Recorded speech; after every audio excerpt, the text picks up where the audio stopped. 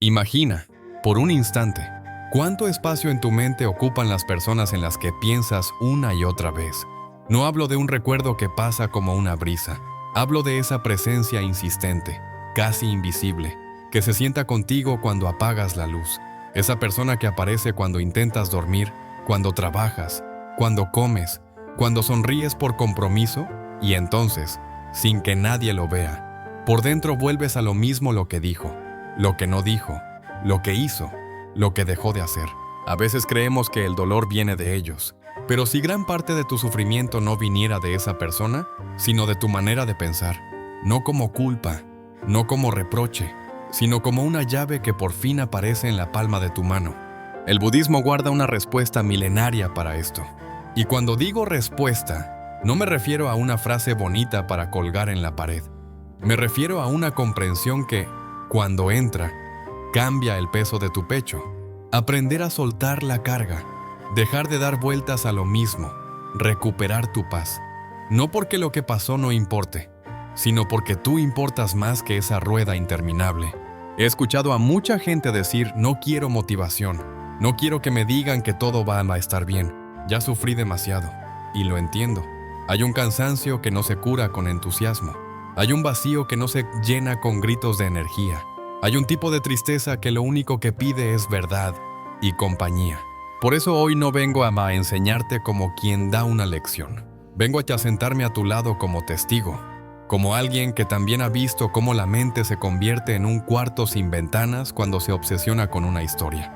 Vengo a hablarte como se habla en voz baja, en la cocina, cuando ya todos duermen y el mundo por fin se calla.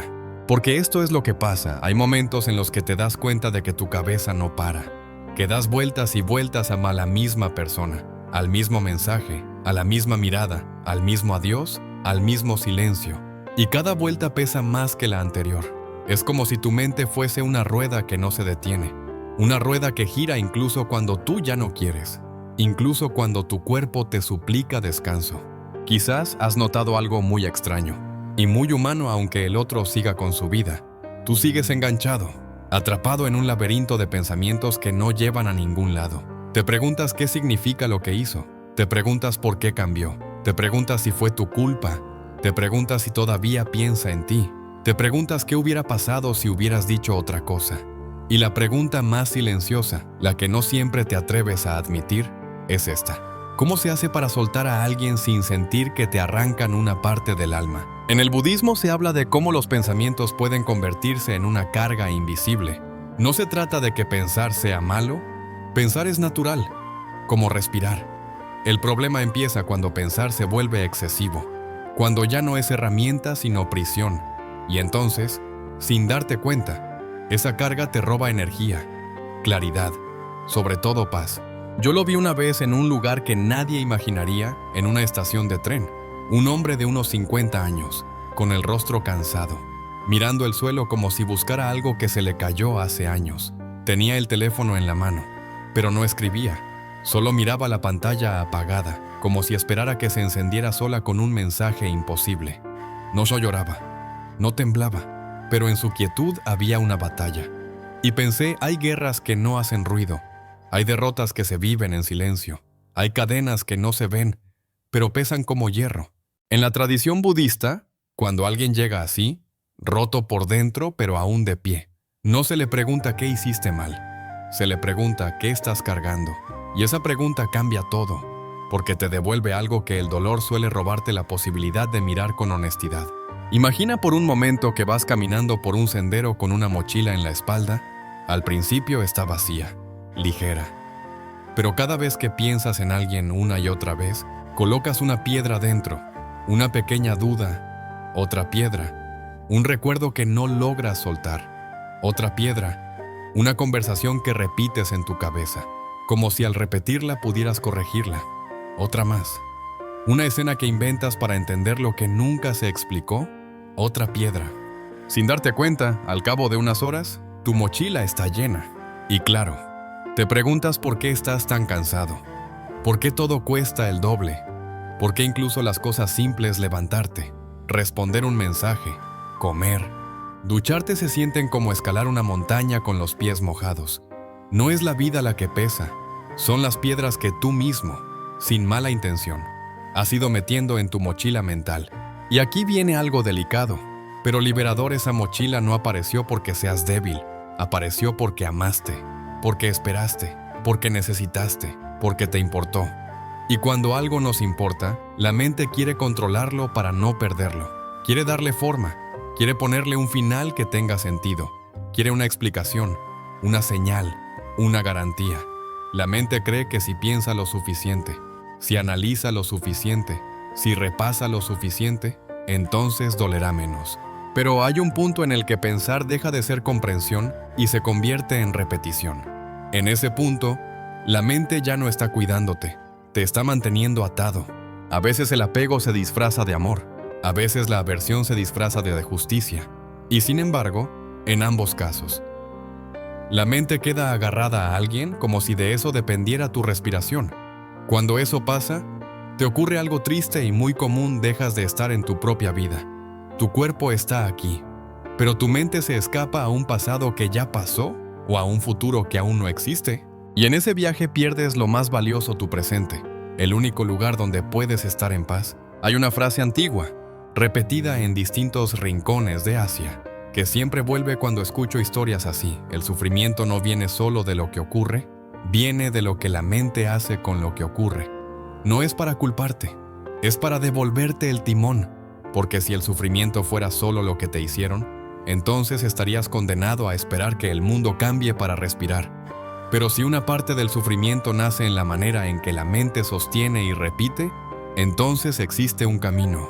Y ese camino no empieza con grandes promesas, empieza con algo pequeño, pero inmenso: darte cuenta de que estás atrapado, de que estás volviendo al mismo pensamiento, de que, de forma casi automática, tu mente se va hacia alguien como si buscara refugio, y lo único que encuentra es más cansancio. Ese instante de lucidez, otra vez estoy aquí, ya es el comienzo de la libertad. Hoy vamos a caminar juntos por esa comprensión, sin prisa, sin exigencias, sin decirte lo que deberías sentir. Aquí no hay juicio, aquí no hay una meta de superarlo rápido. Aquí hay algo más humano: entender por qué pasa y descubrir que puedes soltar sin romperte. Porque cuando empiezas a comprender, sucede algo extraño y hermoso: el miedo afloja, la obsesión pierde fuerza, la historia deja de devorarte y aparece una sensación que tal vez habías olvidado, una calma suave, discreta, real. Y entonces, un día, casi sin darte cuenta, puedes decir: ya no tengo tanto miedo, porque ahora entiendo. ¿Alguna vez has sentido que tu cabeza no se detiene, aunque tu vida, afuera, parezca estar quieta? Das vueltas y vueltas y a la misma persona, a lo que dijo, a lo que no dijo, a lo que hizo o dejó de hacer. Y cada vuelta pesa un poco más. No porque te falte carácter, no porque seas demasiado emocional, sino porque la mente, cuando no entiende, intenta compensar con repetición, como si repetir fuera lo mismo que resolver. En el budismo se habla de esto con una honestidad casi brutal: los pensamientos pueden convertirse en una carga invisible. No se trata de que pensar sea malo. Pensar es tan natural como el latido. Lo que ocurre es que, cuando se vuelve excesivo, se vuelve peso. Y ese peso te roba energía, te roba claridad, sobre todo, te roba paz. A veces, al escucharte, yo imagino algo muy simple. Imagino un sendero, un camino largo, y a ti caminando con una mochila en la espalda. Al principio, la mochila está vacía, ligera, incluso te olvidas de que la llevas. Pero entonces aparece el primer pensamiento repetitivo: ¿por qué me dijo eso? Y sin darte cuenta, colocas una piedra dentro. Luego aparece otra idea, y si en realidad nunca le importé, otra piedra. Un recuerdo que vuelve sin pedir permiso esa tarde, esa frase, ese abrazo que ya no existe. Otra piedra. Y luego la mente construye escenas, repite conversaciones, reescribe el pasado buscando un final distinto. Otra piedra, otra piedra, otra piedra. Lo más extraño es que nadie te ve meterlas, ni siquiera tú lo notas. Por eso duele de una manera tan solitaria, porque desde fuera puede parecer que no pasa nada, pero por dentro llevas una cantera entera. Y entonces llega el cansancio, ese cansancio que no se quita durmiendo, ese cansancio que se cuela en el café, en la ducha, en el trabajo, en la forma en que miras a la gente. Te preguntas por qué todo cuesta el doble, por qué incluso las tareas pequeñas se vuelven una montaña. Y aquí, con calma, te lo digo como se dice, una verdad que no acusa, no es la vida la que pesa, son las piedras que has ido metiendo en tu mochila mental. En un verso antiguo del Dhammapada, un texto que ha acompañado a generaciones durante siglos, se dice que la mente va delante de todo, que lo que vivimos se vuelve hecho dentro de la mente, y que el sufrimiento puede seguirnos como una rueda sigue la huella del animal que tira del carro. No lo digo para asustarte, lo digo para que veas el mecanismo cuando la mente se ensucia con obsesión, cuando se llena de interpretación y rumiación. La rueda no se detiene sola. Y aquí es donde el budismo tiene una palabra que me gusta porque no suena a poesía barata, clinging, aferramiento. En pali y sánscrito se conoce como upadana. Y lo interesante es que su sentido literal también se relaciona con combustible, con fuel. Es decir, no solo te aferras, también alimentas. Alimentas el proceso que te quema por dentro. Alimentas el ciclo que no te deja descansar. Míralo con ternura cada vez que regresas a esa persona en la mente, a esa escena, a esa conversación. No solo recuerdas. Muchas veces estás echando más combustible a un fuego que ya te dejó sin fuerzas, ¿eh? Y puede que digas, pero yo no quiero pensar, y aún así pienso. Claro, nadie te está pidiendo que apagues la mente a la fuerza. Eso sería otra lucha, otro cansancio. El camino es más fino, más humano. Más real aprender a ver el instante exacto en que metes una piedra en la mochila. Porque a veces la piedra se llama control. La mente dice, si entiendo todo lo que pasó, dejará de doler.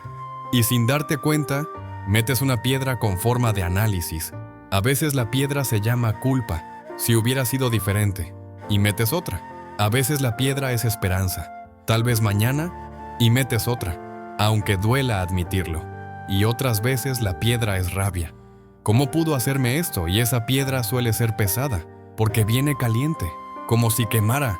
En nuestra época hay piedras nuevas, más pequeñas, pero infinitas.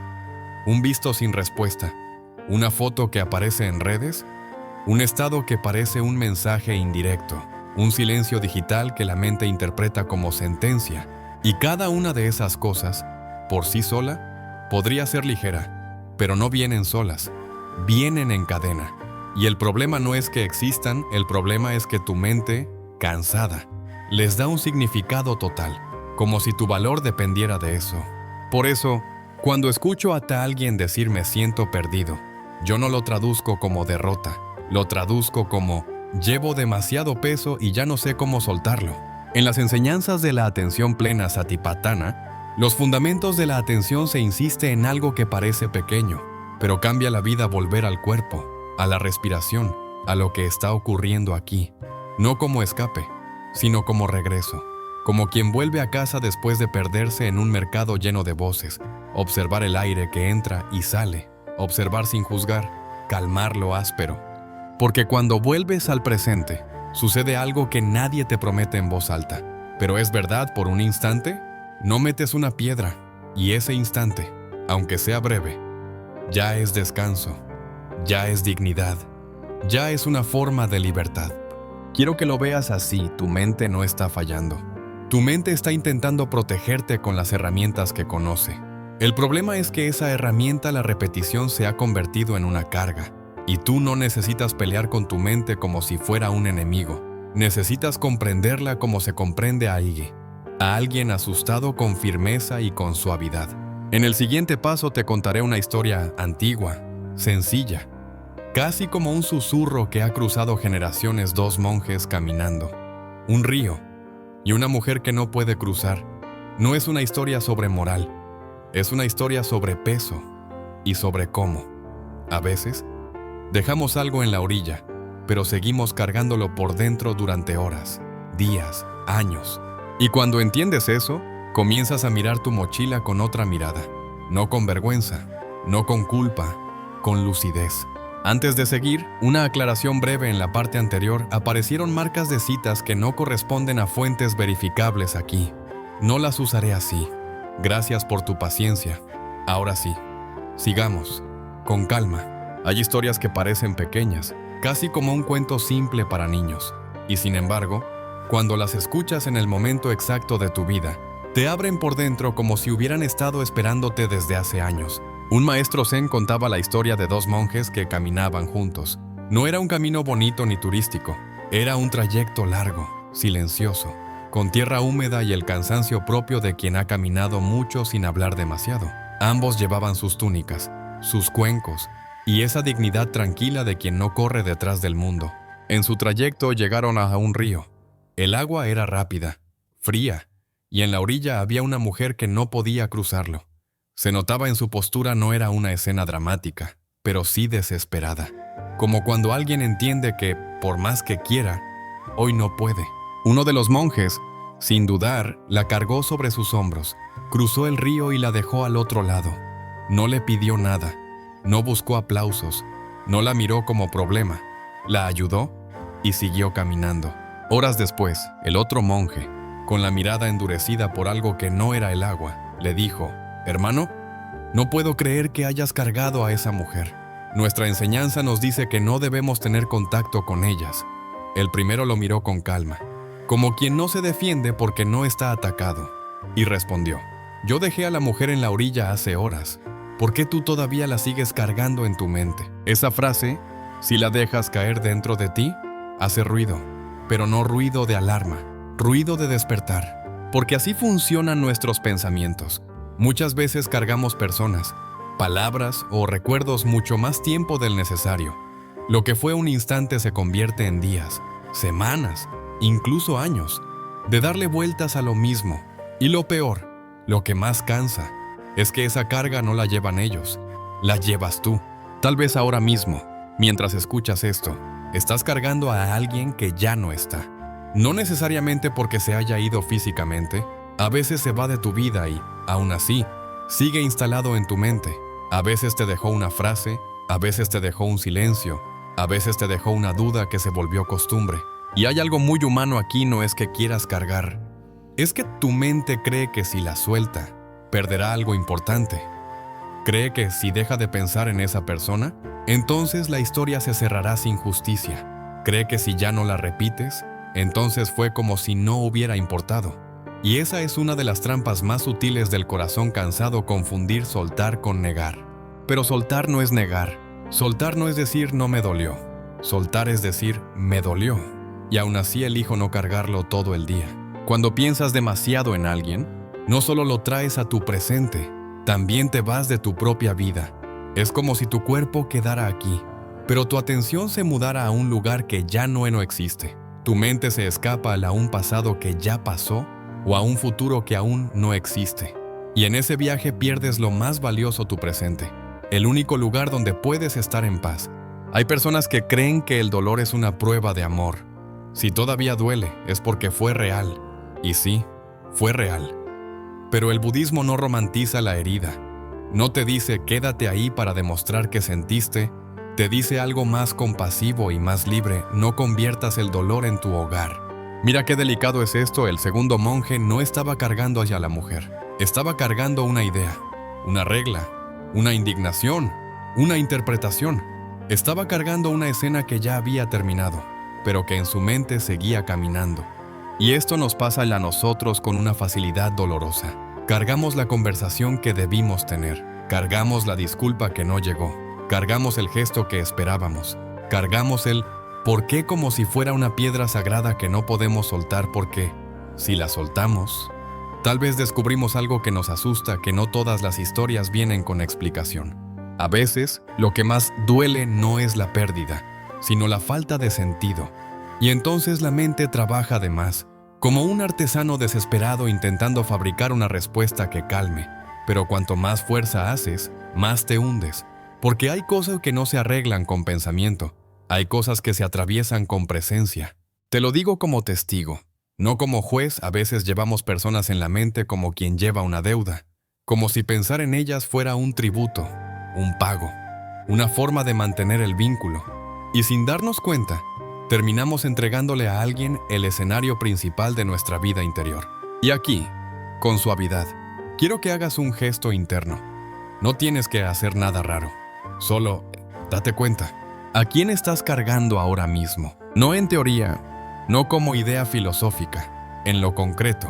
Esa persona que aparece cuando intentas estar en paz, ese rostro que tu mente trae cuando por fin hay silencio, esa historia que se enciende sola.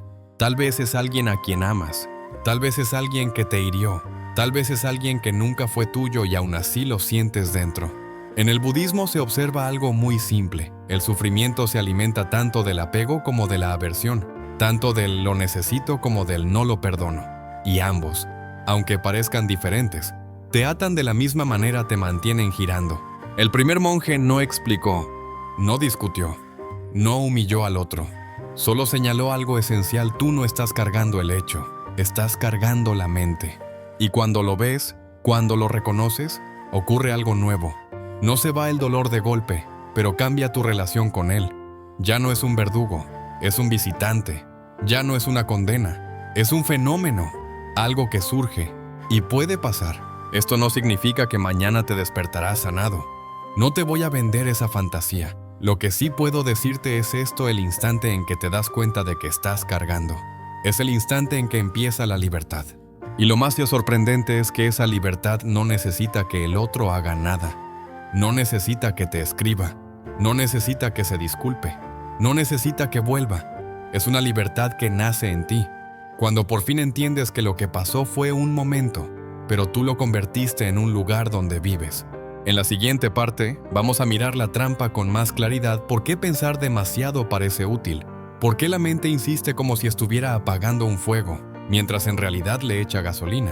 Y verás algo que quizá te dará una calma profunda. La mayoría de esas vueltas no cambian nada fuera de ti, pero sí desgastan todo dentro de ti. Y cuando eso se entiende, el miedo comienza a aflojar. Hay una trampa que se siente inteligente, porque se disfraza de solución. Ocurre así: estás tranquilo, o al menos lo estás intentando, y de pronto aparece el pensamiento como un golpe suave en la puerta interior.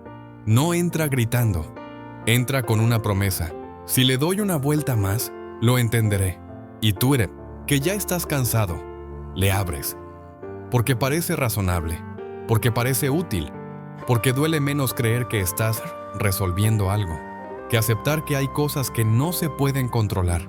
Entonces vuelves a esa persona, a esa escena, a ese silencio, a lo que dijo y a lo que no dijo.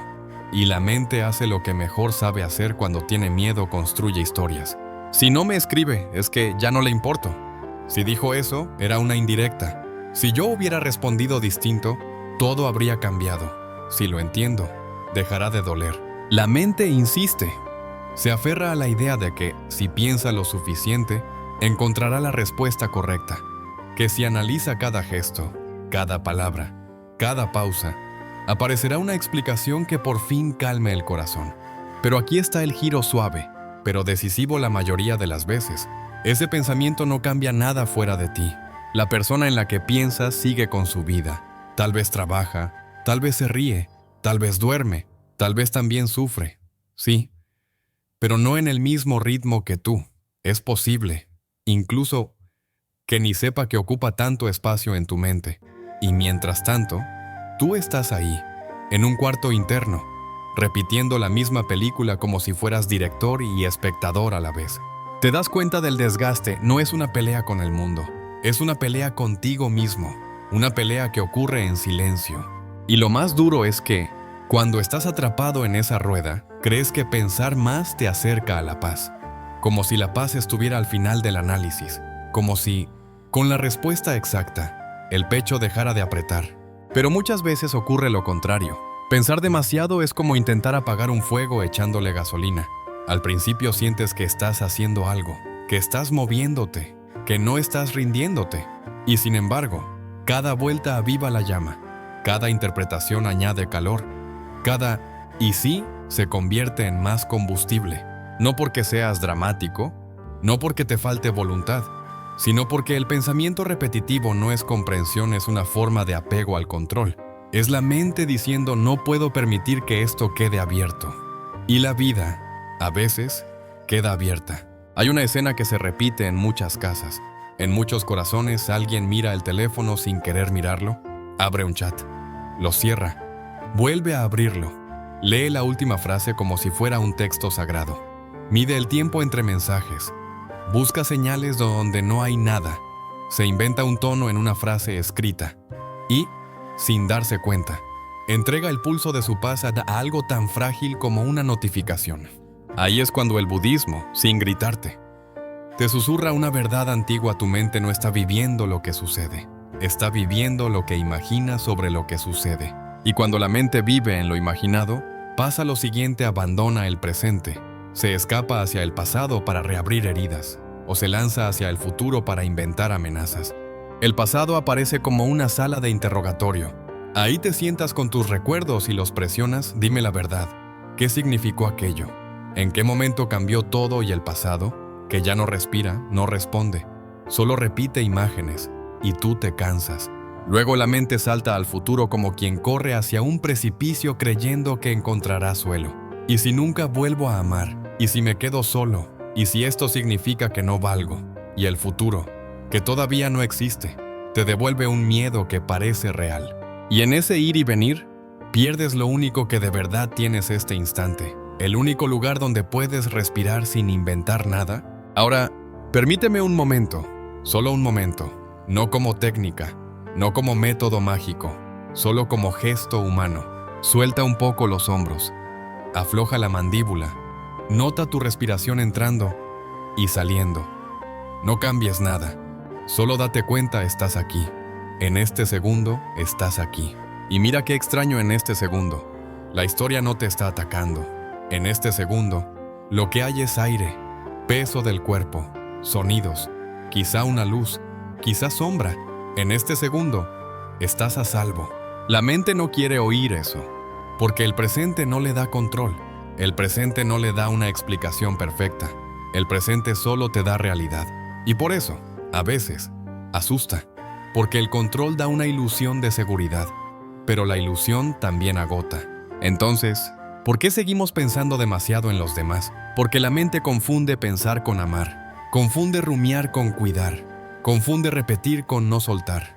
Y hay algo conmovedor en eso: la mente no te está intentando destruir, te está intentando salvar, con una estrategia que ya no funciona. Piensa en un hombre que, cuando era niño, aprendió a defenderse corriendo. Si de adulto sigue corriendo incluso cuando ya no hay peligro, no es porque sea tonto, es porque se acostumbró.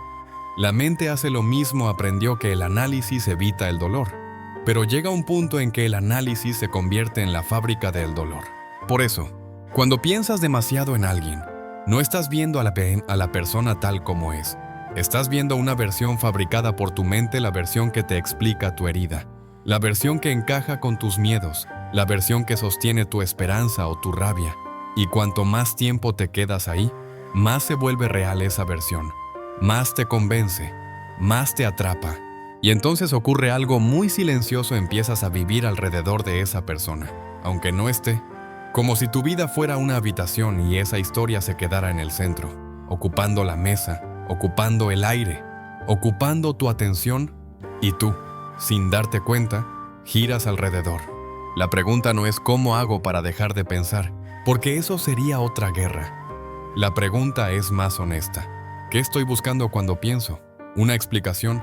¿Una disculpa? ¿Un cierre? ¿Una confirmación de que valgo? Cuando lo ves así, el pensamiento pierde parte de su máscara. Ya no es mi problema, ya no es mi personalidad. Es un mecanismo, un hábito del corazón. Y aquí dejamos una puerta entreabierta para lo que viene. El budismo dice que esta trampa mental suele nacer de dos fuerzas muy antiguas en nosotros. Dos fuerzas que parecen opuestas, pero terminan atándonos igual. En la próxima parte las miraremos sin juicio, como quien mira dos corrientes de un mismo río. Por ahora, solo quédate con esto. Como una lámpara pequeña, pensar demasiado en alguien no es señal de amor eterno. Es señal de carga. Y si es carga, puede soltarse.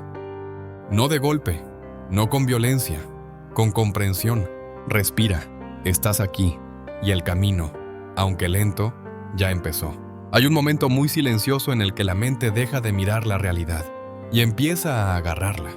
No se nota al principio, no llega como un problema evidente, llega como una necesidad, como una urgencia suave que te dice: piensa un poco más, aclara esto, No lo dejes así. Y tú obedeces, porque estás cansado, porque duele, porque quieres entender, porque quieres sentirte a salvo. Pero el budismo, cuando observa este mecanismo, no lo llama debilidad. Lo llama por su nombre fuerzas internas que tiran de la mente como dos manos invisibles.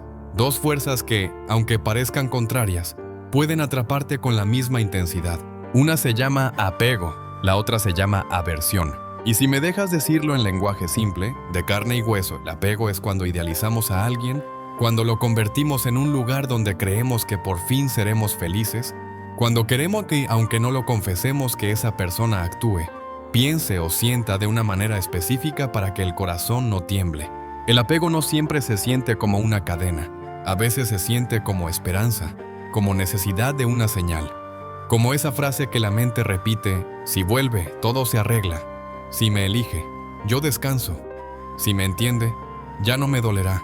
Y entonces, sin darte cuenta, ya no estás amando a la persona tal como es. Estás amando una versión de ella que tu mente construyó para calmar tu miedo. En cambio, la aversión aparece cuando sentimos rechazo, cuando nos obsesionamos con alguien que nos hirió, nos decepcionó o no cumplió nuestras expectativas. Y aquí hay algo que cuesta aceptar: la aversión también es un vínculo. La rabia también ata. El resentimiento también mantiene a la persona viva dentro de ti. La mente dice: no puedo creerlo, no es justo. ¿Cómo pudo algún día entenderá lo que me hizo? Y cada vez que lo repites, te duele.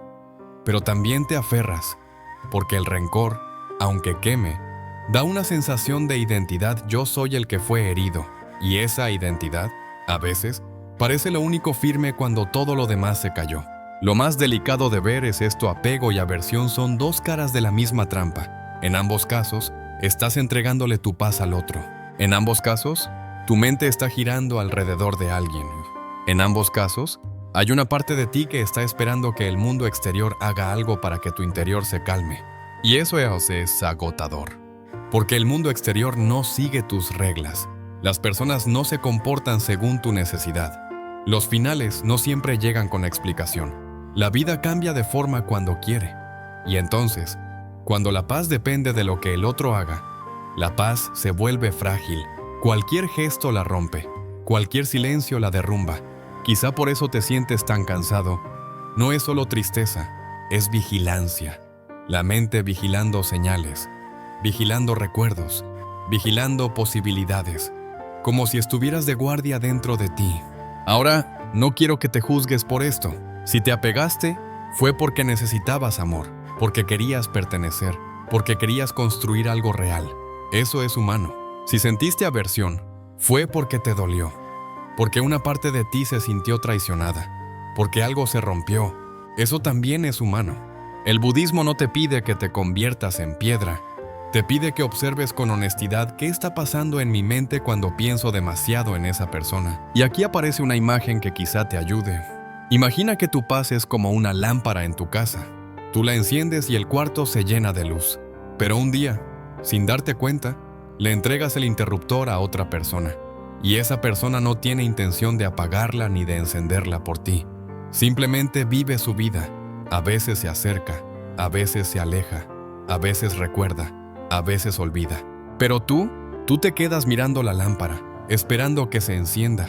Eso es el apego: entregar el interruptor por miedo a estar a las oscuras, ¿eh? Y eso es la aversión: creer que, si culpas a quien tiene el interruptor, algún día lo devolverá, y por fin habrá luz. ¿Ves? Lo sutil no es sobre el otro, es sobre el control. Apego: necesito que sea de cierta manera. Aversión: no acepto que haya sido así. Y, en ambos casos, la mente lucha contra la realidad. Porque la realidad es simple. Aunque duela, las personas cambian. A veces se quedan, a veces se van, a veces aman como pueden, a veces hieren sin querer, a veces hieren queriendo, a veces no saben lo que hacen. Y tú, con tu corazón, tienes que vivir en medio de esa impermanencia.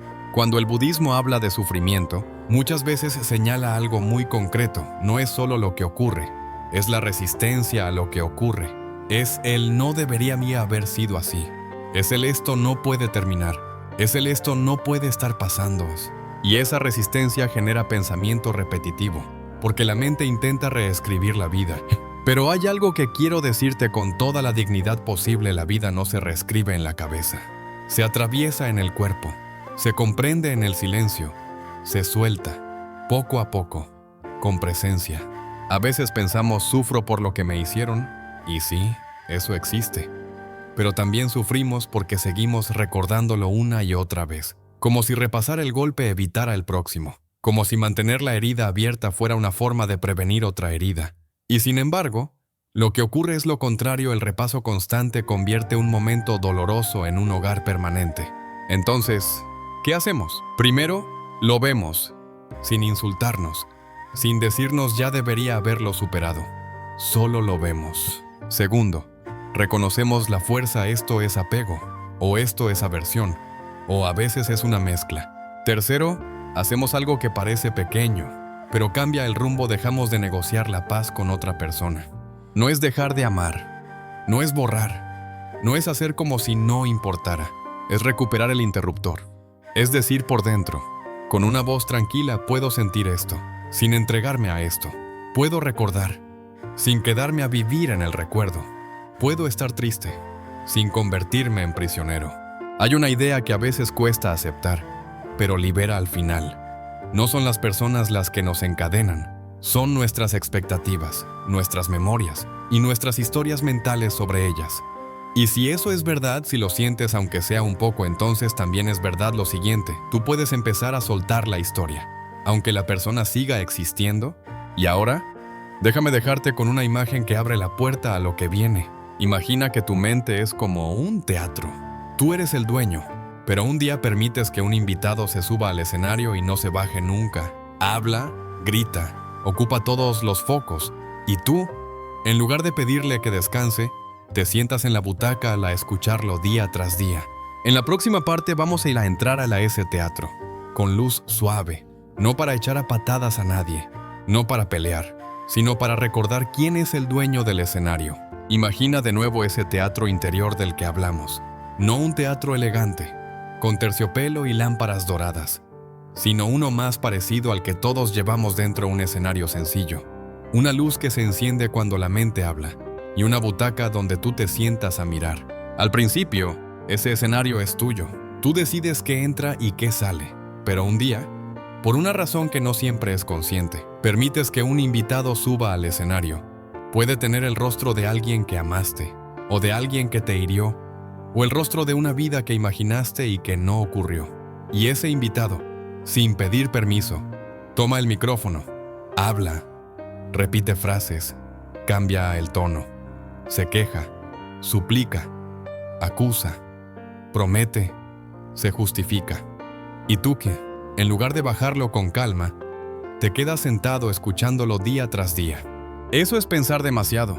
No es solo recordar, es entregar el centro de tu mente a una voz que no descansa. Y lo curioso es que, a veces, ni siquiera es la persona real la que está en el escenario.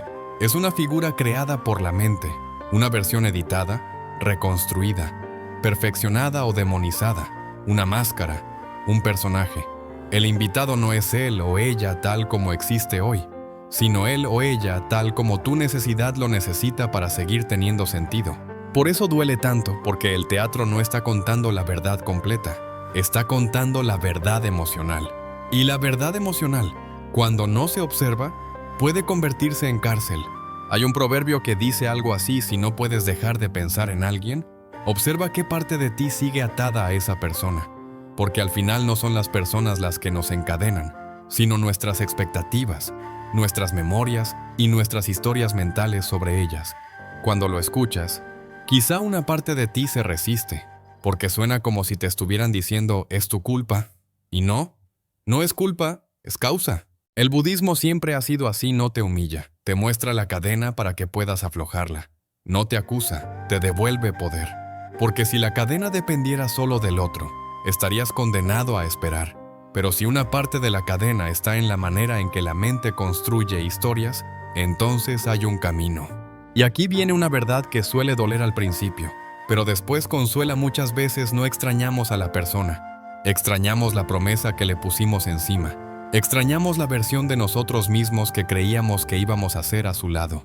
Extrañamos la sensación de pertenecer. extrañamos la ilusión de por fin, y cuando esa promesa se rompe, la mente se queda como un guardián frente a una puerta cerrada, insistiendo debe haber una forma de abrirla.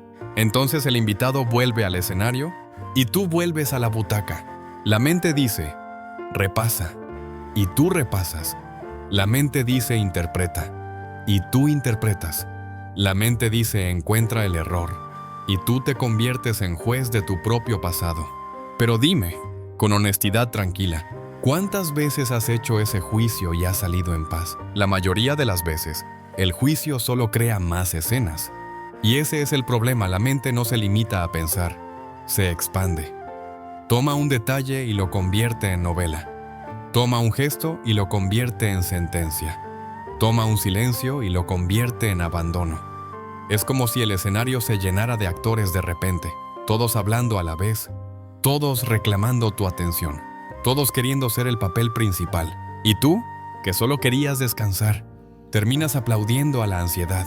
A veces, cuando alguien llega a este punto, cree que la solución es expulsar al invitado con violencia. No quiero pensar más. Tengo que olvidarlo. Tengo que bloquearlo. Y puede que algunas decisiones externas ayuden.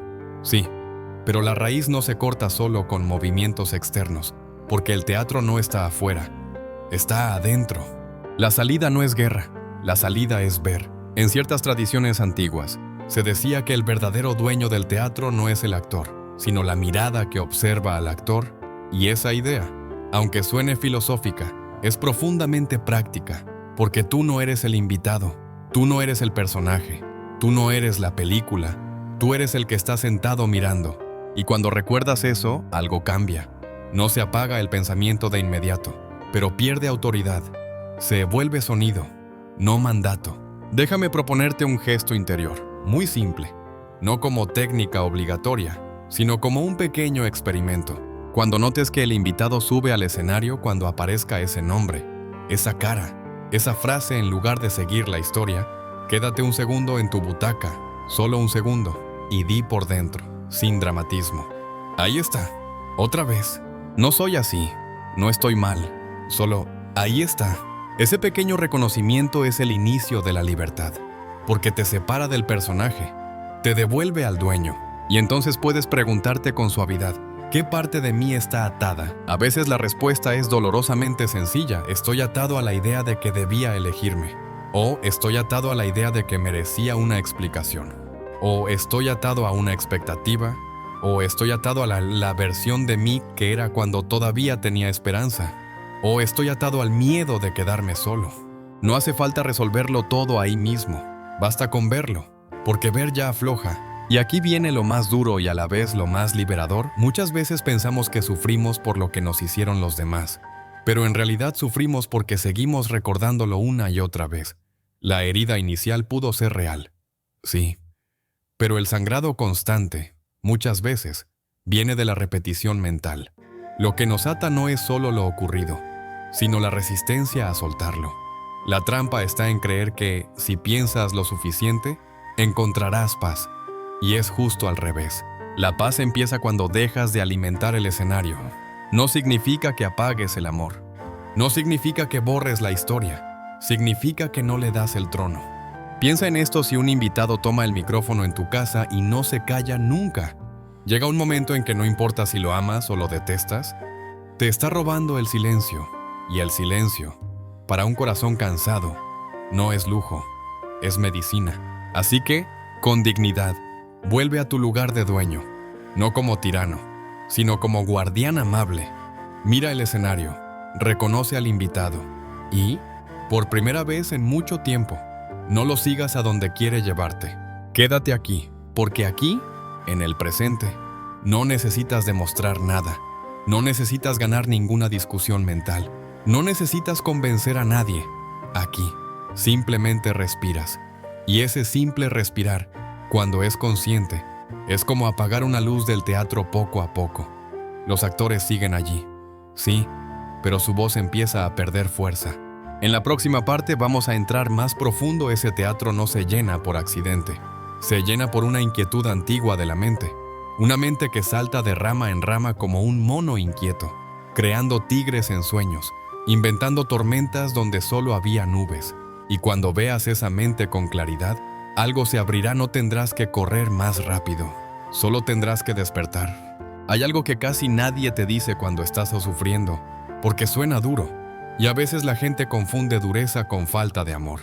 Pero en realidad, es una verdad compasiva, de esas que no te humillan, te liberan. Muchas veces pensamos que sufrimos por lo que nos hicieron los demás, pero, en realidad, sufrimos porque seguimos recordándolo una y otra vez. No lo digo para minimizar lo que viviste. Lo que pasó, pasó. Lo que dolió, dolió. Hay heridas que no se inventan. Hay ausencias que se sienten como un invierno adentro. Lo sé. Y aún así, hay otra capa del dolor que se construye después. Una capa silenciosa, diaria, que no viene del hecho, sino de la repetición. Es como si el corazón hubiera recibido un golpe y la mente, para protegerlo, volviera a tocar el golpe todos los días, para asegurarse de que no vuelve a ocurrir. Pero cada vez que lo toca, lo reactiva. Cada vez que lo revisa, lo enciende. Y entonces la mente cree que está cuidándote, cuando en realidad está manteniendo la herida abierta. Hay personas que llevan una pérdida como se lleva una foto en la cartera con tristeza, sí, pero con ternura. Y hay personas que llevan la pérdida como se lleva una piedra en la boca apretando dientes todo el día. La diferencia no siempre es lo que ocurrió. La diferencia muchas veces es lo que la mente hace con lo ocurrido. El budismo lo explica sin violencia, no te dice deja de sentir. Te dice observa cómo se fabrica el sufrimiento, porque el sufrimiento no es solo emoción, también es resistencia. Es el no debió pasar, es el esto no puede terminar, es el sí acepto, pierdo, es el sí suelto, traiciono lo que sentí. Y aquí aparece una idea que al principio da miedo soltar, no significa que aquello no haya importado. Soltar significa que tú decides no seguir pagando el precio todos los días. Piensa en esto, la mente puede convertir un instante en una eternidad. Lo que fue una escena puede volverse un calendario entero. Lo que fue una frase puede volverse una identidad. Soy el que fue abandonado. Soy la que no fue suficiente. Soy el que lo arruinó. Y cuando eso pasa, ya no solo recuerdas un hecho, vives dentro del hecho. Te mudas al pasado como quien se muda a una casa vieja, con goteras, sin luz, y te convences de que no hay otro lugar posible, pero sí hay otro lugar. El presente, y aquí no lo digo como frase bonita, lo digo como refugio real. El presente es el único lugar donde tu dolor no necesita convertirse en historia. En el presente, puedes respirar, puedes sentir el cuerpo, puedes notar el peso de tus manos, puedes escuchar un sonido distante, puedes existir sin resolverlo todo. El problema es que la mente no confía en el presente. El presente no le da control. El presente no le da garantías. Entonces la mente hace lo que sabe, se va. Se va al pasado para buscar explicación. O se va al futuro para buscar seguridad. Y en esos viajes, tú te quedas sin suelo. Quizás por eso estás tan cansado. No solo por lo que pasó, sino por el viaje constante. Como alguien que nunca llega a casa porque, incluso sentado, por dentro sigue caminando. Hay un tipo de persona, y quizá tú lo eres, que intenta ser fuerte pensando, cree que, si entiende todo, si ordena todas las piezas, si encuentra el sentido exacto, entonces por fin se liberará. Y sí, comprender ayuda, pero hay un punto en el que comprender ya no es luz, es obsesión. Es la mente rumiando la misma pregunta con distintos disfraces. ¿Por qué? ¿Qué significa? ¿Qué hice mal? ¿Qué debería haber hecho? ¿Qué estará pensando ahora? Y lo más triste es que a veces la mente hace esto porque no soporta el vacío. El vacío de no tener respuesta, el vacío de no tener cierre, el vacío de aceptar que hay cosas que no se explican con palabras. Pero el budismo, con su calma antigua, te dice algo que suena simple y es inmenso. No necesitas que todo tenga explicación para estar en paz. Necesitas dejar de discutir con lo que ya fue. Esto no significa rendirte, significa dejar de pelear con una puerta que ya se cerró para poder ver que hay ventanas. La trampa está en creer que, si piensas lo suficiente, encontrarás paz. Y es justo al revés. La paz solo llega cuando dejas de pensar demasiado y permites que el río de la vida siga su curso. Mira esa imagen, un río. El río no pregunta si la piedra que cayó fue justa. No se detiene a analizar la forma de la rama que flotó. No se queda atrapado en el remolino. El río sigue, no porque no le importe, sino porque su naturaleza es fluir. Y tú, en el fondo, también eres río. Tu vida quiere avanzar, tu cuerpo quiere descanso, tu alma quiere silencio. Pero la mente, a veces, se agarra a la orilla con uñas invisibles y dice, no, aquí me quedo, aquí repito, aquí reviso, aquí controlo. Y entonces no fluye, no porque no puedas, sino porque estás resistiendo. La resistencia se siente como tensión, como un nudo, como una conversación mental interminable, como una necesidad de demostrar algo que tú tenías razón, que el otro se equivocó, que el final no fue justo, que merecías más. Y quizá lo merecías, quizá sí, pero aunque lo merecieras, la realidad ocurrió como ocurrió. Y la vida, por cruel que parezca a veces, no negocia con merecimientos. La vida pasa. La pregunta es, ¿vas a quedarte atrapado en el borde del río? ¿O vas a permitirte seguir? No te estoy diciendo olvida. Te estoy diciendo no te conviertas en tu propio castigo porque hay algo que pocos reconocen: el pensamiento repetitivo no es neutral. Tiene un costo. Te roba sueño. Te roba presencia. Te roba la capacidad de sentir cosas simples. Te roba el gusto por lo cotidiano. Y entonces, sin darte cuenta, no solo perdiste a alguien o algo, también te estás perdiendo a ti. Y eso, aunque sea involuntario, es demasiado precio. Por eso, cuando llega el momento de soltar, el budismo no te empuja, no te dice ya, te ofrece una postura interna: compasión con tu mente, que está inquieta, compasión con tu corazón, que está herido, y una decisión suave, pero firme. Hoy no voy a alimentar el remolino. Tal vez el pensamiento volverá. Sí, como vuelve el hábito, como vuelve el reflejo. Pero cada vez que tú lo ves y no lo sigues, es como si le quitaras una piedra a la mochila. Cada vez que lo ves y respiras, es como si le abrieras un poco la mano al río. Y entonces empieza algo nuevo, no un entusiasmo falso, no una alegría forzada, sino serenidad. Ese tipo de serenidad que aparece cuando dejas de pelear con lo inevitable. Esa serenidad que no hace ruido, pero sostiene. En la próxima parte vamos a mirar de frente a esa mente inquieta que salta sin descanso. Esa mente que crea tigres donde solo había sombra, que convierte nubes en tormentas, que inventa amenazas y conversaciones que jamás suceden. Y cuando la veas como lo que es: un mono inquieto, no un enemigo, quizá por primera vez en mucho tiempo, puedas descansar sin huir. Hay una parte de la mente que no descansa aunque tú estés quieto. Puedes estar sentado, con el cuerpo inmóvil, con la mirada perdida en algún punto de la pared. Y aún así, por dentro, algo salta, cambia de rama, cambia de tema, cambia de época, cambia de persona. Y lo hace con una velocidad que, si la vieras desde fuera, te parecería casi imposible. En el budismo se usa una imagen antigua para describirlo: la mente como un mono inquieto, brincando de rama en rama. No porque sea mala, sino porque es su hábito. Busca algo a lo que aferrarse, algo que perseguir, algo que rechazar, algo que arreglar, algo que temer, algo que imaginar. A veces salta hacia el pasado y revive conversaciones, heridas o recuerdos. Otras veces se lanza al futuro, inventando escenarios que aún no existen.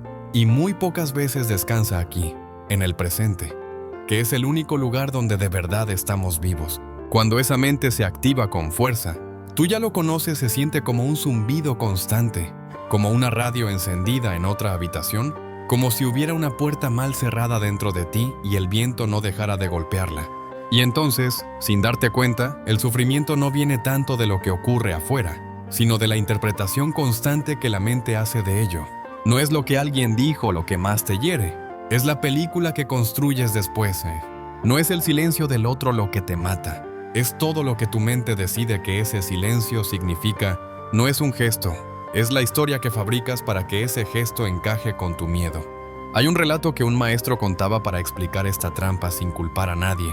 Hablaba de un hombre que, cada noche, soñaba con un tigre que lo perseguía. No era un sueño leve, era un sueño total. El hombre corría, corría, corría, como si su vida dependiera de ello. Se despertaba empapado en sudor, con el corazón golpeando el pecho como tambor, agotado como si hubiera corrido kilómetros de verdad. Al cabo de un tiempo, desesperado, fue a buscar consejo. Le dijo al maestro: ¿cómo hago para que el tigre deje de perseguirme? El maestro lo miró con una calma que, a veces, parece injusta cuando uno sufre, y respondió algo sencillo: el tigre no es real. Lo que está corriendo es tu mente. No necesitas huir más rápido. Necesitas despertar de verdad. Esa frase, si la sientes, cambia la dirección de la vida interior. Porque muchos de los tigres que te persiguen hoy no tienen garras afuera. Tienen garras adentro. Son tigres hechos de suposiciones, de y sí. De seguro que. De esto significa que. De no voy a poder. De me voy a quedar solo. De nunca más. La mente inquieta crea amenazas que nunca llegan, conversaciones que jamás suceden, finales que todavía no existen. Y cuanto más los alimentas, más reales parecen. Y cuando parecen reales, tu cuerpo reacciona como si lo fueran ansiedad, nudo en el estómago, presión en el pecho, insomnio, cansancio. Por eso te decía antes, tu mente no está fallando. Está soñando despierta, está corriendo, está intentando salvarte de algo que no está aquí, pero que ella siente como si estuviera aquí. Y aquí viene una enseñanza que suele tranquilizar a los que están agotados de luchar consigo mismos. El budismo no intenta que elimines todos tus pensamientos, porque eso sería imposible. La mente piensa como el corazón late. Pretender apagarla a la fuerza es como intentar detener el mar con las manos. Lo que enseña es otra cosa: a no dejar que esos pensamientos te controlen, a observarlos como quien ve pasar nubes en el cielo. Vienen, se forman, cambian de forma, se disuelven.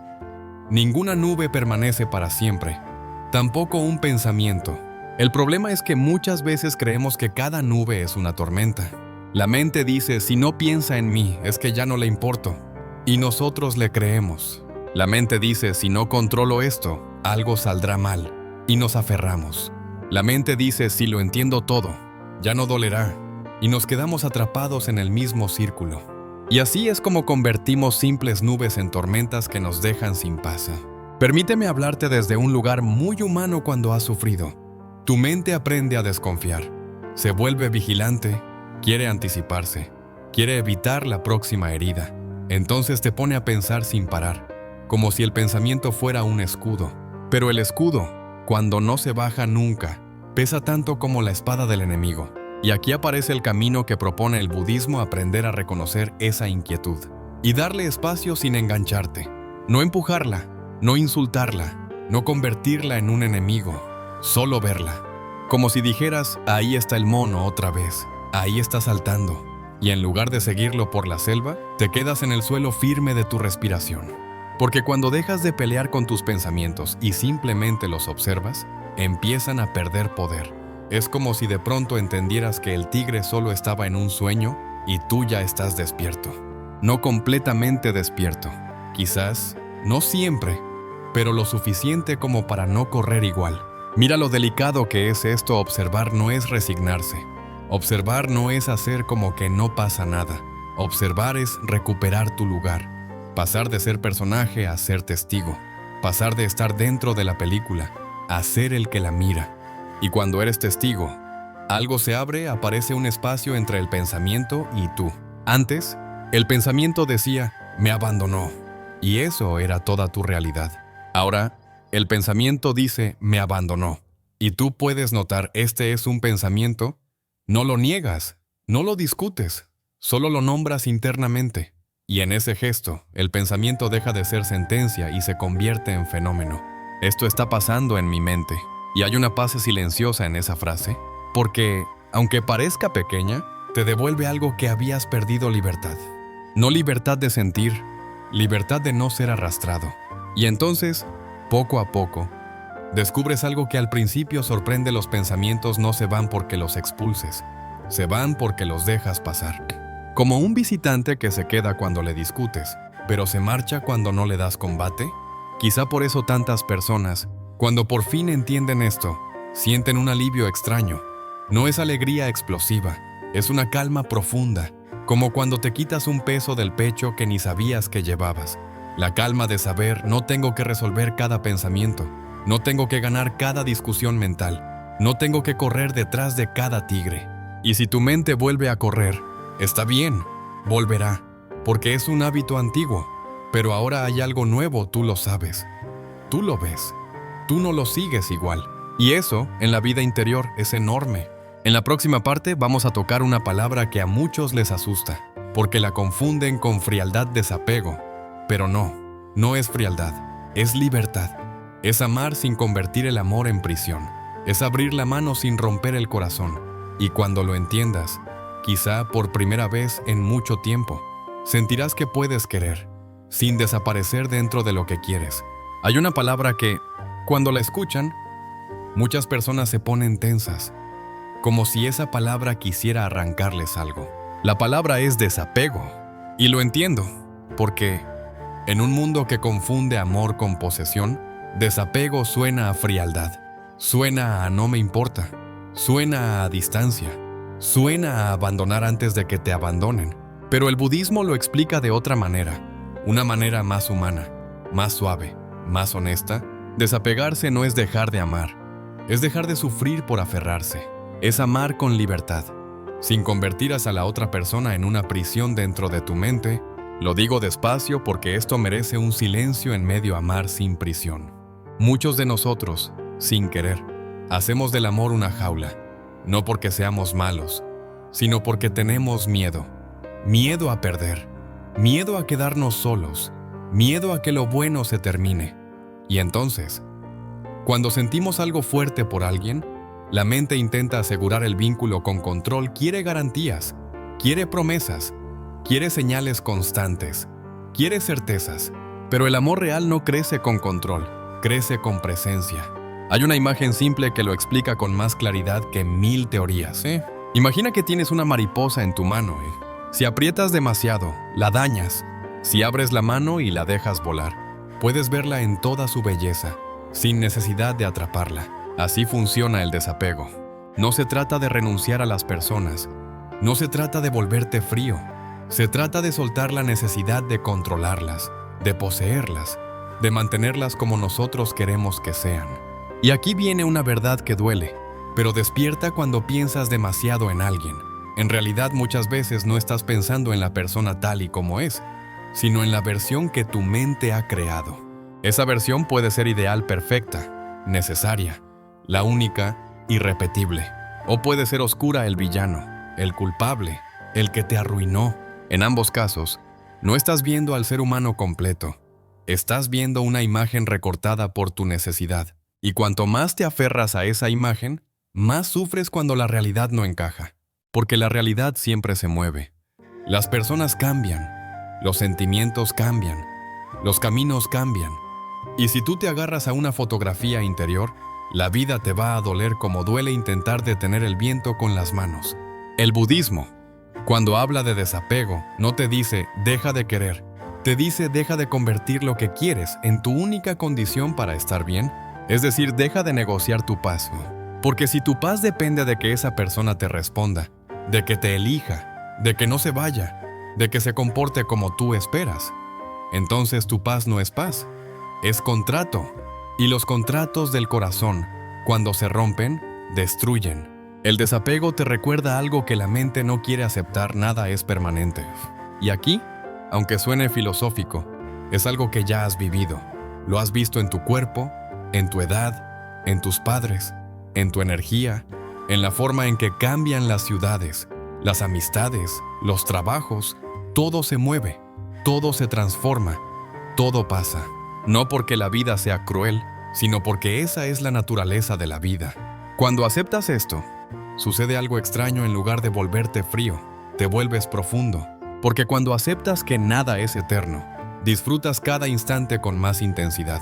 Una conversación, una sonrisa, un gesto, los vives sabiendo que son únicos, los honras sin apretarlos. Y cuando llega el momento de soltar, no te destruyes pensando una y otra vez en lo que pudo haber sido. Sé que esto suena como algo que uno entiende con la cabeza, pero no con el pecho. Por eso, déjame entrar con una historia. Hay una antigua historia zen que lo explica bien.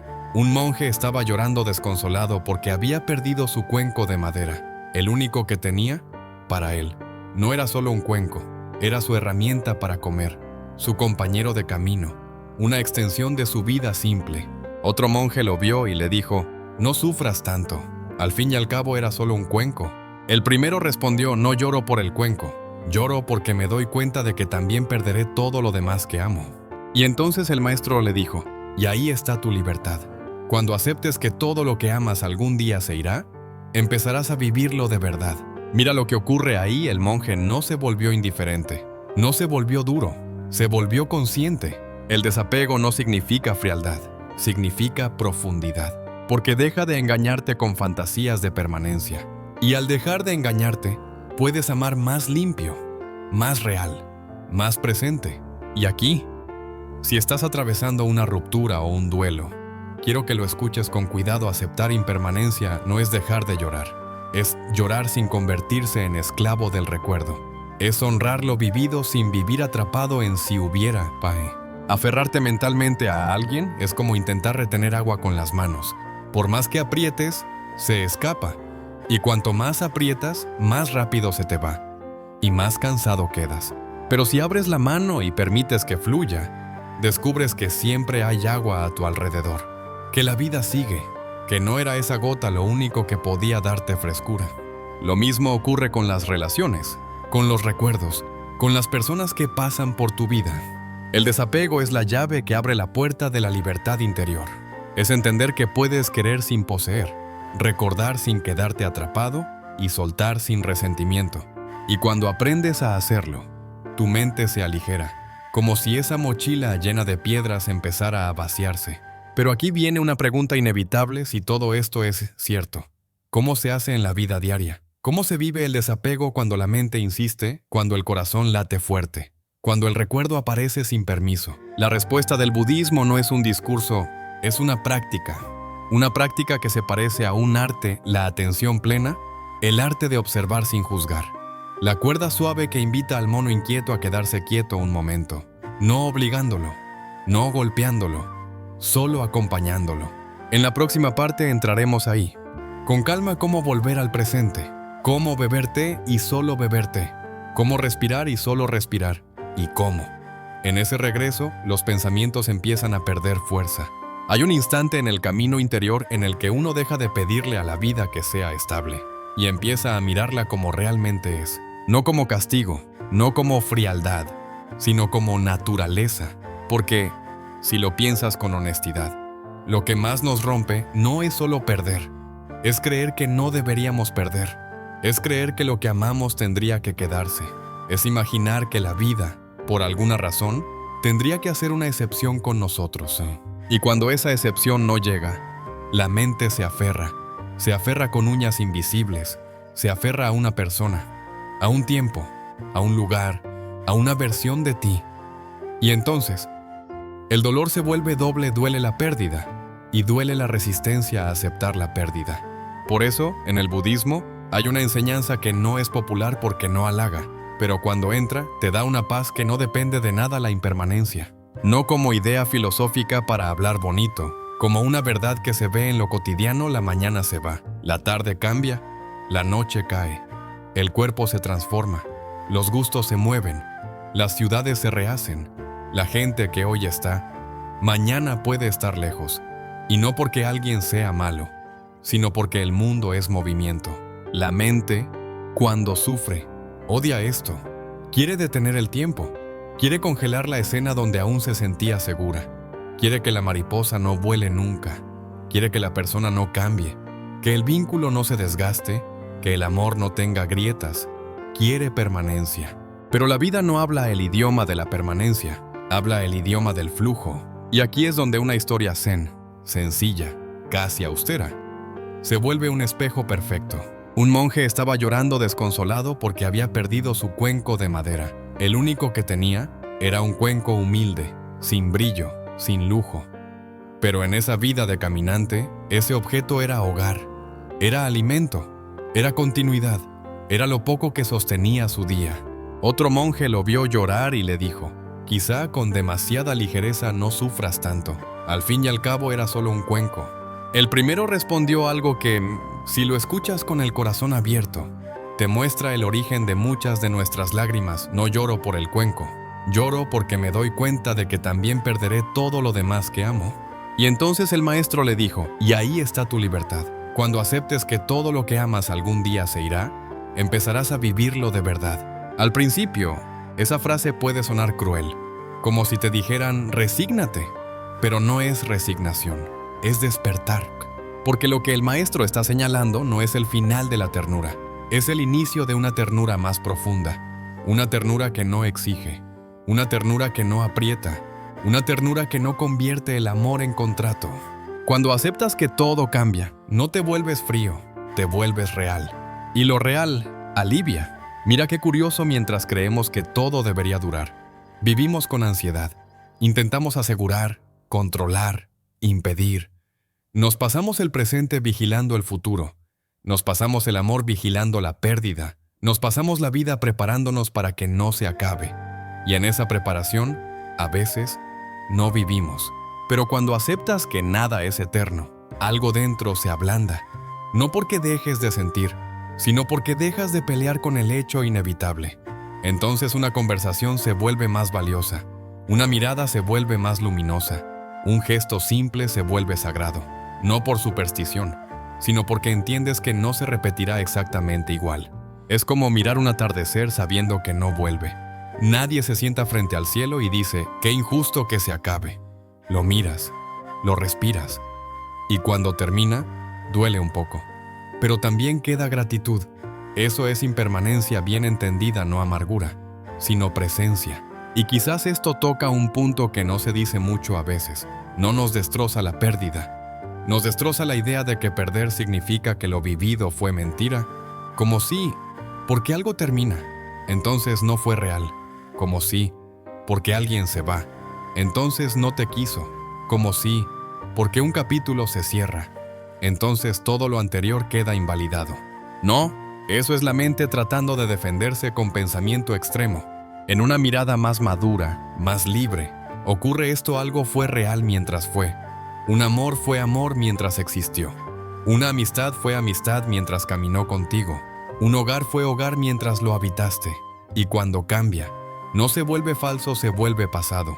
Y el pasado puede honrarse sin que tú tengas que vivir ahí. Aquí es donde el desapego se vuelve concreto, no teórico. No es renunciar, es soltar la ilusión de propiedad sobre lo que la vida te prestó. Porque eso es lo que la vida hace. Aunque a veces nos duela aceptarlo, te presta personas, te presta tiempos, te presta fuerzas, te presta salud, te presta momentos de calma, te presta incluso momentos de amor inmenso. Y cuando lo ves como préstamo, algo se acomoda, no exiges, agradeces, no aprietas, cuidas, no conviertes el vínculo en cadena, lo conviertes en presencia. Hay culturas enteras que han intuido esto, incluso fuera del lenguaje religioso, la belleza de lo que se rompe, la dignidad de lo que envejece, la profundidad de lo que no intenta ser perfecto. Y es curioso, porque cuando uno deja de exigir que todo dure, el corazón se vuelve más amplio, más silencioso, más digno. Y entonces llegamos a otra metáfora que el budismo usa con una claridad implacable: aferrarte mentalmente a alguien es como intentar retener agua con las manos. Por más que aprietes, se escapa. Y cuanto más aprietas, más te duelen los dedos, más tensión, más cansancio, más frustración. Porque el agua no se deja poseer. El agua, por naturaleza, fluye. Pero si abres la mano y permites que fluya, descubres algo que no esperabas: siempre hay agua a tu alrededor. Que la vida no se quedó vacía porque una gota se fue. Que el río no se terminó porque un remolino pasó. Lo mismo ocurre con las relaciones, con los recuerdos, con las personas que pasan por tu vida. Puedes querer sin poseer. Puedes recordar sin quedarte atrapado. Puedes soltar sin resentimiento. Y si esto ahora mismo te da miedo porque quizás sientes que soltar es quedarte solo, permíteme decirte algo con toda la suavidad posible: soltar no te deja vacío. Soltar te deja espacio. Y el espacio, al principio, asusta, porque estás acostumbrado a vivir con ruido mental. Pero el espacio es donde vuelve la respiración, donde vuelve la claridad, donde vuelve tu propia vida. Quizá por eso el maestro le dijo al monje, ahí está tu libertad, porque cuando aceptas que todo lo que amas algún día se irá, ya no vives como mendigo del futuro, vives como guardián del presente, vives con profundidad, y esa profundidad se siente así sigues amando, pero ya no te destruyes y cambia. Sigues recordando, pero ya no te quedas prisionero del recuerdo. Sigues sintiendo, pero ya no conviertes el sentir en condena. Ahora, para que esto no se quede en palabras, necesitamos el siguiente paso, porque la mente, aunque entienda, vuelve. El cuerpo, aunque quiera, se tensa. Y el hábito de rumiar aparece como un reflejo antiguo. Ahí es donde entra el arte de observar sin juzgar. La atención plena, la cuerda suave para el mono inquieto. Un regreso a casa, una y otra vez, sin violencia. En la próxima parte, iremos a ese lugar, a la respiración, al cuerpo, al instante real. Y verás algo muy simple, muy poderoso, que cuando vuelves al presente, aunque sea por unos segundos, en esos segundos estás a salvo. La mente entiende muchas cosas, y aún así vuelve. Puede escucharlo todo sobre impermanencia, puede asentir, puede decir sí, lo comprendo. Y luego, en la noche, cuando se apaga el ruido del mundo, regresa el mismo pensamiento, la misma escena, el mismo nombre, como si no hubieras avanzado nada. Pero no es verdad que no avanzaste. Lo que pasa es que la mente no se transforma con una idea, se transforma con una práctica, con un regreso, con una paciencia que no se aplaude, pero que te salva. Por eso, después de hablar de desapego, el budismo no te deja flotando en conceptos. Te ofrece un refugio concreto, no para escapar de la vida, sino para volver a ella. Ese refugio es la atención plena. Y tal vez ya has oído el término, tal vez lo escuchaste en videos, en libros, en conversaciones, como una moda. Pero aquí no lo vamos a tratar como moda. Aquí lo vamos a tratar como lo que es un arte antiguo de observar sin juzgar. Un modo de habitar tu vida sin quedar secuestrado por la película de tu mente. Si la mente es como un mono inquieto saltando de rama en rama, la atención plena es la cuerda suave que lo invita a quedarse quieto un momento. Y mira, lo importante no es una cuerda para ahorcarlo, no es una cadena, no es violencia, es suavidad, es firmeza sin agresión, es presencia. No se trata de obligarte a dejar de pensar, no se trata de controlar tu mente como si fuera un enemigo, se trata de observarla con calma hasta que, poco a poco, se aquieta por sí misma. Eso cambia el tono de todo, porque cuando te peleas con tu mente, solo aumentas el ruido. Y cuando te observas sin insultarte, aparece algo que quizá llevabas años sin sentir espacio. La atención plena presencia consciente consiste en entrenar la mente para estar aquí, en este instante, sin enredarse en los pensamientos del pasado o del futuro. Y lo más importante, observar sin juzgar. No etiquetar lo que ocurre como bueno o malo, correcto o incorrecto. Solo verlo tal cual es. Esto, para alguien que ha sufrido, suena extraño al principio, porque cuando has sido herido, tu mente se acostumbró a juzgarlo todo para protegerte. Juzga para anticiparse, juzga para no repetir, juzga para no caer. Entonces, pedirle no juzgues parece como pedirle que baje la guardia.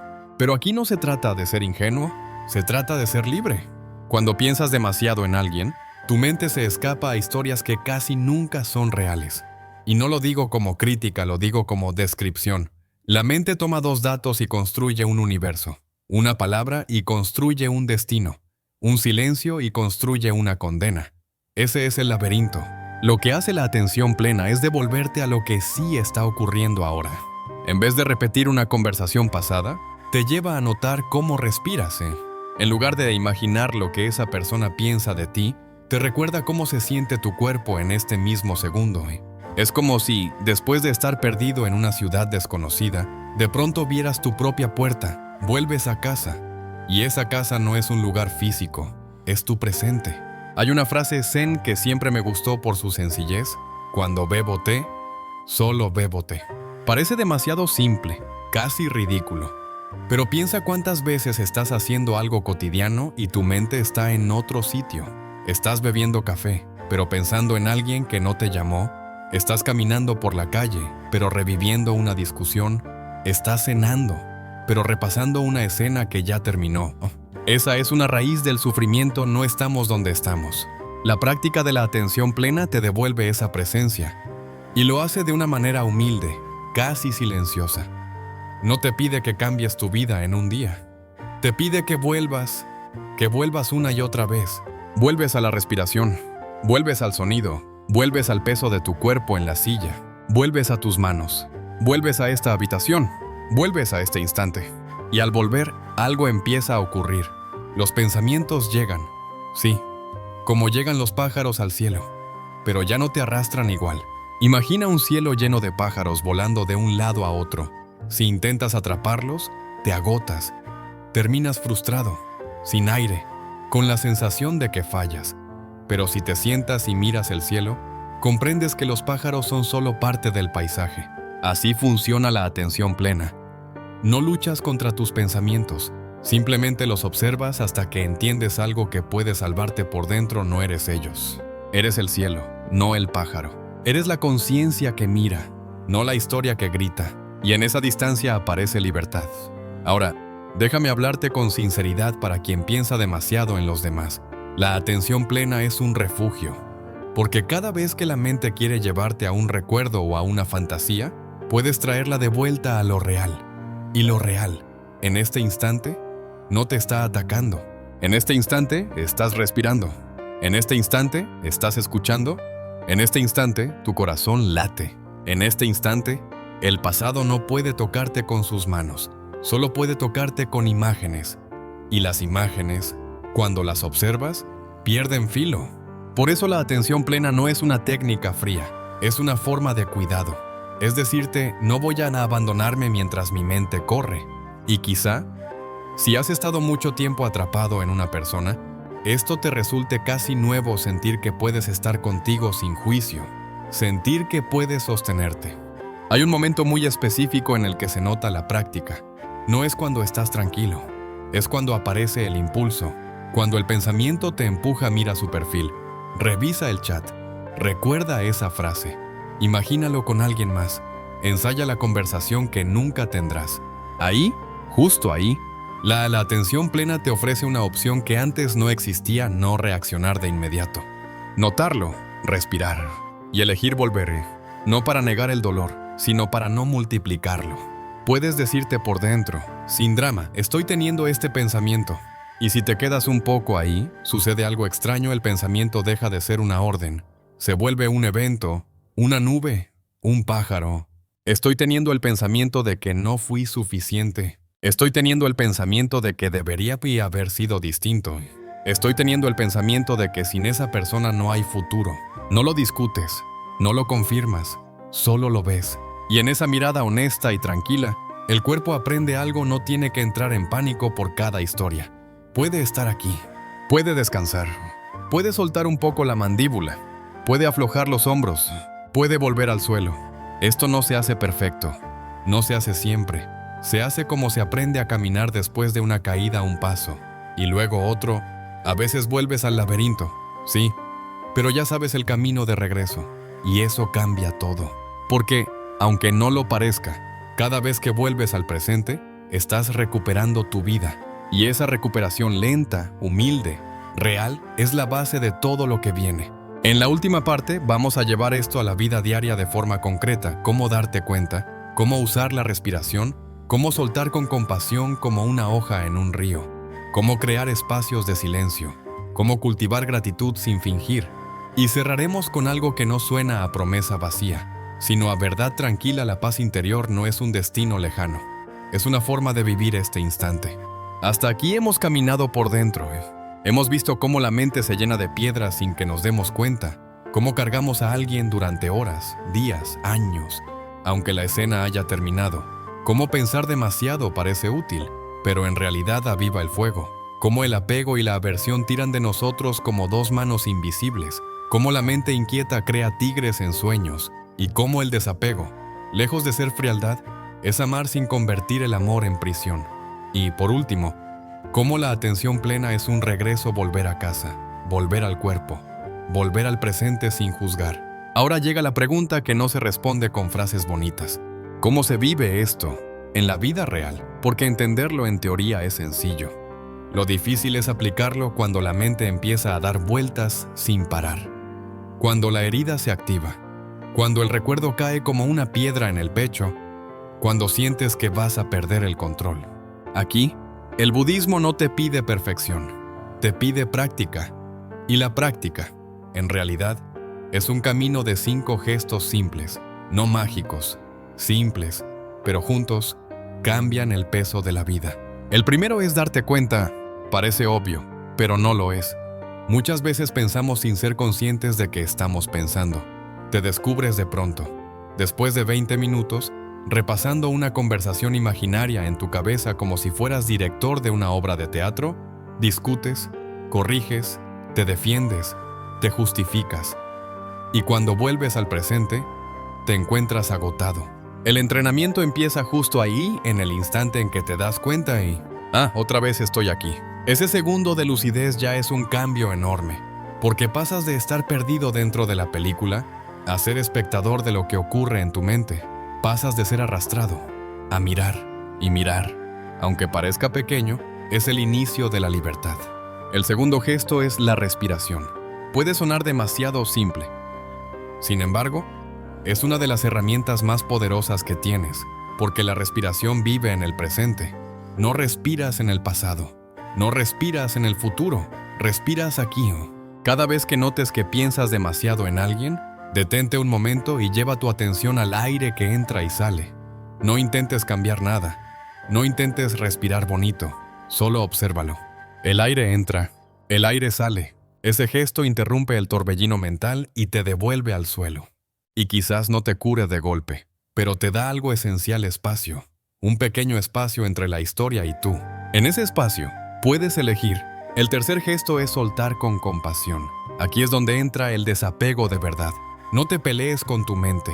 No te castigues por pensar demasiado. Si lo haces, solo aumentas la lucha. La mente ya está inquieta. Si además la insultas, la conviertes en enemiga. Y la guerra interna nunca trae paz.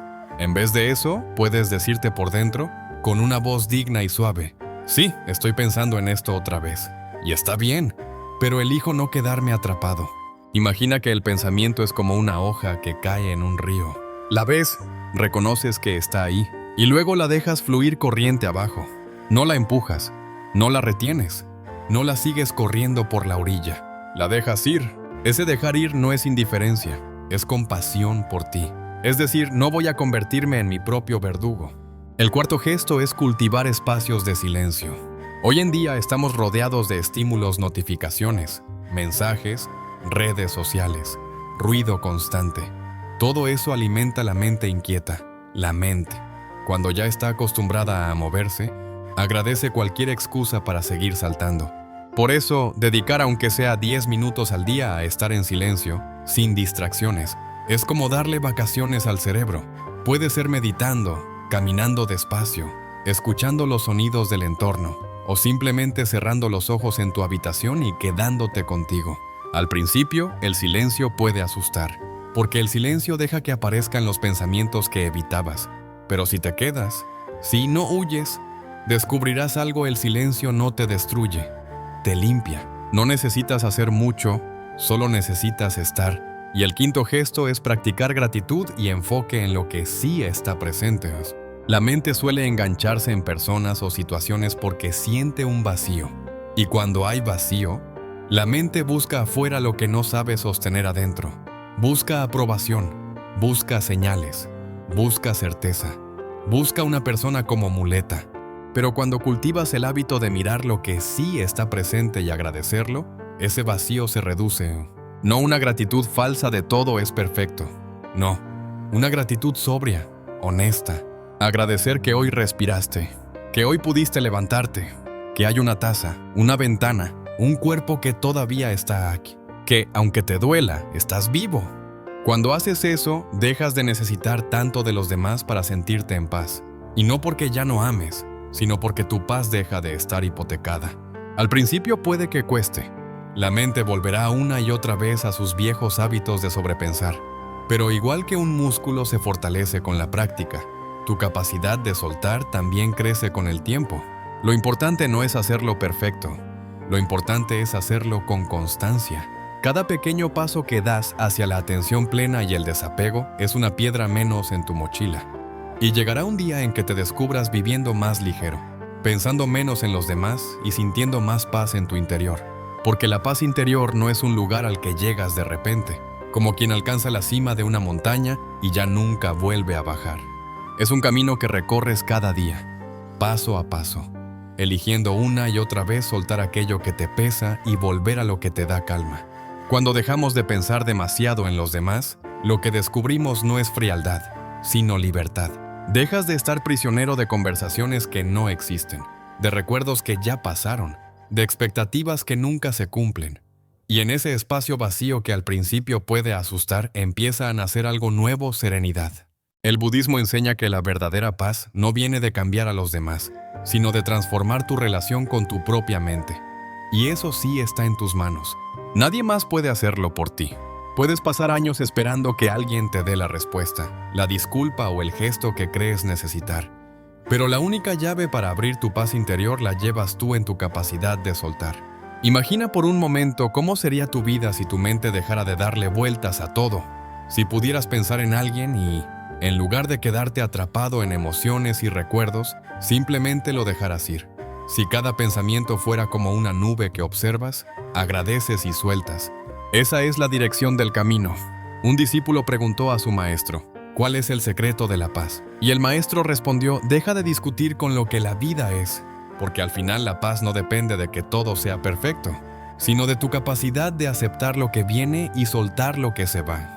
Cada vez que eliges no engancharte, cada vez que respiras en medio del torbellino, cada vez que observas sin juzgar, estás dando un paso hacia esa paz. No es un destino lejano, está aquí mismo en tu manera de vivir el presente. Y ahí está el verdadero poder de esta enseñanza. No necesitas que nada fuera cambie para sentirte en calma. La calma empieza en ti. Si has llegado hasta aquí, ya sabes que la clave no está en dejar de pensar, sino en aprender a soltar. No se trata de huir de las personas, ni de bloquear lo que sientes, sino de vivir con más ligereza, sin cadenas mentales que te quiten la paz.